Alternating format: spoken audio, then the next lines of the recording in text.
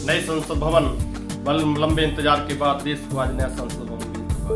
साथियों, आपने देखा होगा प्रधानमंत्री नरेंद्र मोदी ने पूरे वैदिक विधि विधान से और अपने धर्माचार्यों के उनकी पूजा पद्धति का पालन करते हुए नए संसद भवन का उद्घाटन कर दिया। आज हम आपको एक चीज बता देते हैं, संसद भवन सेंट्रल विस्टा एक शब्द आप सुनते होंगे।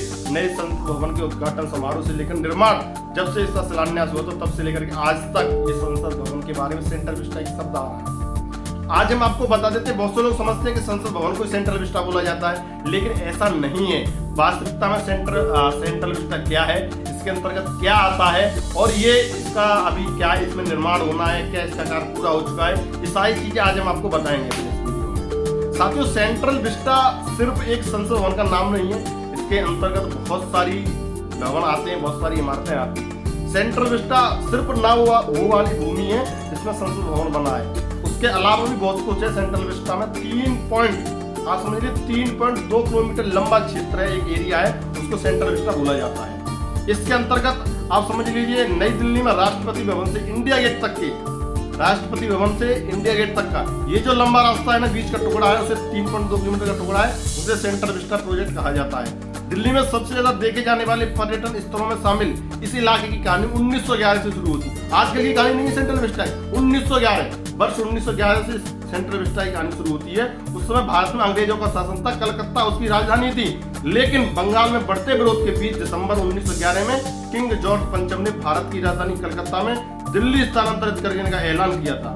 दिल्ली में अहम इमारतें बनाने का जिम्मा, जो अहम इमारतें बनाई गई थी, वो एडमिन लुटियंस और हॉवर्ड बेकर को था। इन दोनों ने ही सेंट्रल विस्टा को डिजाइन किया। ये प्रोजेक्ट वॉशिंगटन के कैपिटल कॉम्प्लेक्स में पेरिस के सांस एलिजी से प्रेरित था। ये तीनों प्रोजेक्ट नेशनल बिल्डिंग प्रोग्राम का हिस्सा थे। अब आपने समझ ही लिया कि 1911 में कैसे ये प्रोजेक्ट बना और आज भी इसमें कायम है।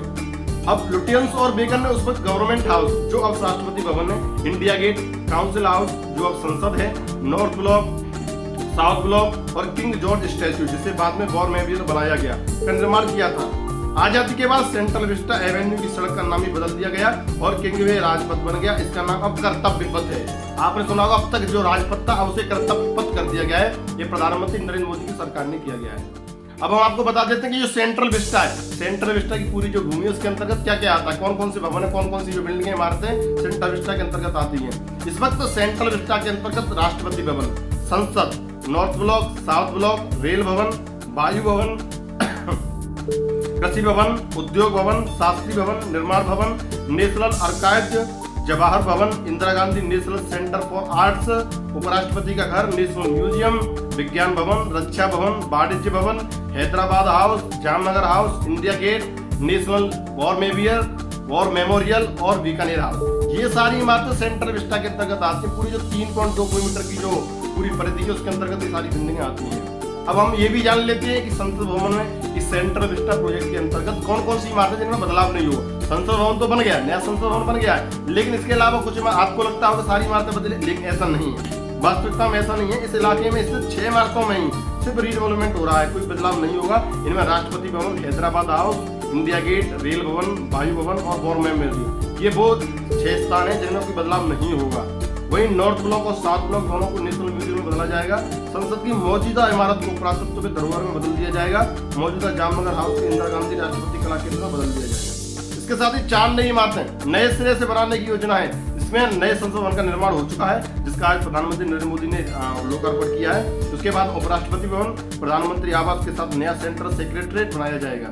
इसी सेंट्रल सेक्रेटरीट में सरकार के भी मंत्रालय और उनके ऑफिस शिफ्ट किए जाएंगे। ये समझ लीजिए, बड़ी बात है, सरकार के जितने भी मंत्रालय, उनके ऑफिस इसी नई बिल्डिंग में, नई परिधि में शिफ्ट किए जाएंगे। बहुत बड़ी बात है, इससे अपना सामंजस्य तालमेल बना रहेगा। इस रीडेवलपमेंट में कई कुछ इमारतें गिराई जाएंगी। इसमें मौजूदा नेशनल म्यूजियम, इंदिरा गांधी राष्ट्रीय कला केंद्र, उपराष्ट्रपति भवन, उद्योग भवन, निर्माण भवन, जवाहर भवन, विज्ञान भवन, कृषि भवन, शास्त्री भवन और रक्षा भवन जैसी इमारतें शामिल है। ये इमारतें, इनको रिकंस्ट्रक्शन होगा इन इमारतों का। अब ये भी आप जान लीजिए प्रोजेक्ट कब तक पूरा हो जाएगा। सरकार ने अगस्त 2022 को लोकसभा में बताया था कि इस मास्टर प्लान के तहत 5 परियोजनाओं पर काम चल रहा है। इनमें नया संसद भवन, सेंट्रल विस्टा एवेन्यू का पुनर्विकास, कॉमन केंद्रीय सचिवालय के 3 भवन, उपराष्ट्रपति एनक्लेव और एग्जीक्यूटिव भवन शामिल है। इसमें सेंट्रल विस्टा एवेन्यू के पुनर्विकास और नए संसद भवन का काम पूरा हो गया है। 4 अगस्त को दिल्ली सरकार के मुताबिक उस पर केंद्रीय सचिवालय 70% काम पूरा हो चुका था। इसके दिसंबर 2023 तक पूरा होने की उम्मीद है। उपराष्ट्रपति एनक्लेव का 24% काम भी पूरा हो चुका है।